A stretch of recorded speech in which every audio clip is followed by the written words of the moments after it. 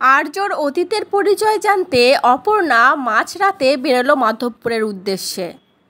আর যে ট্যাক্সিতে করে সে গেল তার ড্রাইভার ছিল স্বয়ং আর্য স্যার। হ্যাঁ, এমনটাই দেখতে পাবো আমরা আগামী পর্বে। পুরো ভিডিওটা দেখতে লাইক সাবস্ক্রাইব করুন আর দেখতে থাকুন।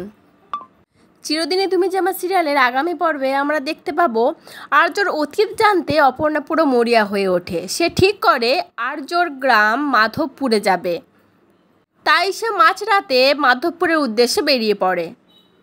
আর রাস্তায় বেরিয়ে এসে ভাবতে থাকে সে এত রাত্রে কিসে করে যাবে অত দূর মাধবপুর।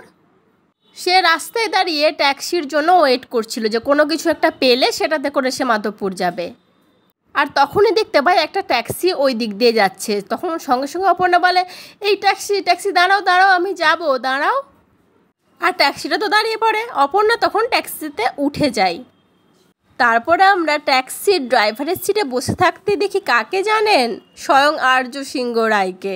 মানে তিনি একটু ছদ্মবেশে ছিলেন, মাথায় পাগড়ি, পাঞ্জাবিদের মতো পুরো গোঁফে ভর্তি।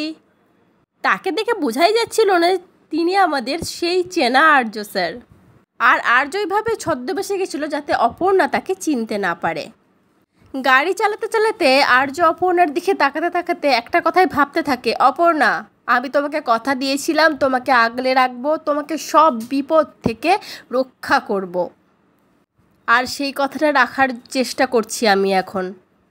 আর সারা জীবন ঠিক এভাবেই তোমাকে আগলে রাখবো অপর্ণা। এই বলে সে গাড়ি চালাতে থাকে।